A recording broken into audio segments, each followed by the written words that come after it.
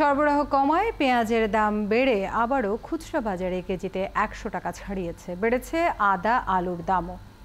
এদিকে অভিযান ও জরিমানার ফলে ব্রয়লার মুরগি এবং ডিমের দাম কমতে শুরু করেছে, তবে এখনও কমেনি মশলা জাতীয় পণ্যের দাম।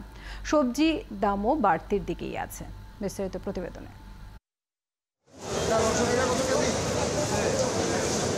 ভারতীয় পেঁয়াজের আমদানি কম থাকায় দেশি পেঁয়াজে দামের তেজ বেড়েছে। রাজধানীর খুচরা বাজারে দেশি পেঁয়াজ বিক্রি হচ্ছে কেজি প্রতি ১০০ থেকে ১২০ টাকায়। এদিকে ভারতীয় পেঁয়াজের দামও ১০০ ছুঁই। বিক্রেতারা বলছেন দাম কমার কোনো সম্ভাবনা নেই। পেঁয়াজের দাম নিয়ে ক্ষোভের শেষ নেই সাধারণ ক্রেতাদের। তাদের অভিযোগ, অভিযান আর জরিমানা করেও কোথাও কোনো লাভ হচ্ছে না। আপনার এক পাল্লা নিচে ৪৮০ টাকা, ৫০০ নিচে দিচ্ছে না, অনেক মোলামুলি করে ২০ টাকা কমাইছে। তো অভিযান করলে তো বাজার নিয়ন্ত্রণে থাকতো, বাজার তো নিয়ন্ত্রণে নাই কোনো কিছু। পেঁয়াজের দামটা অনেকটা বেশি, আর রসুনের দামটা সম্প্রতি না বাড়লেও আদার দামটা আবার বেড়ে গেছে। ইন্ডিয়ান পেঁয়াজ ১০০ টাকা কেজি, ১০৫ টাকা কেজি, যার কারণে ওই দেশি পেঁয়াজটা ওইভাবেই আর কি বিক্রি হইতেছে। এদিকে পেঁয়াজের সাথে সাথে আলুর দামও বাড়তি, কেজি প্রতি বিক্রি হচ্ছে ৬০ টাকায়।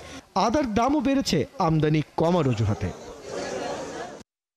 এদিকে মুদিপণ্যের বাজারে সব ধরনের পণ্যের দামই আগের বাড়তি দামেই বিক্রি হচ্ছে। এই তালিকায় রয়েছে চাল, ডাল, তেল, চিনির মতো পণ্যগুলো। এদিকে কোরবানির ঈদের আগে বাড়া মশলার দাম এখনো কমেনি বলছেন ক্রেতারা। মশলার দাম তো বেশি, ঈদের আগেও বাড়ছে, ঈদের পরও বাড়ছে। জিরার দাম ঈদের পর আবার বাড়ছে। জিরা ছিল ঈদের আগে ৬৮০, ৭০০, এখন ৭৫০। সেক্ষেত্রে তো আমাদের যারা হাউস ওয়াইফ আছে তাদেরও খুব কষ্ট। ডিপ্লোমা দুধ আগে ছিল হয়তো ৩২৫ টাকা, এখন সেটা আমরা কিনতেছি ৪২৫ টাকা।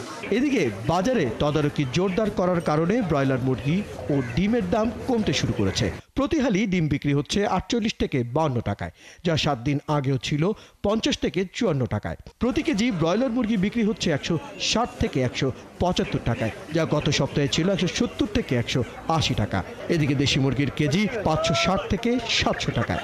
গরুর মাংস ৭৫০ আর খাসির মাংস বিক্রি হচ্ছে ১০০০ থেকে ১১০০ টাকার মধ্যে। ফয়সাল রয়েল, একাত্তর, ঢাকা।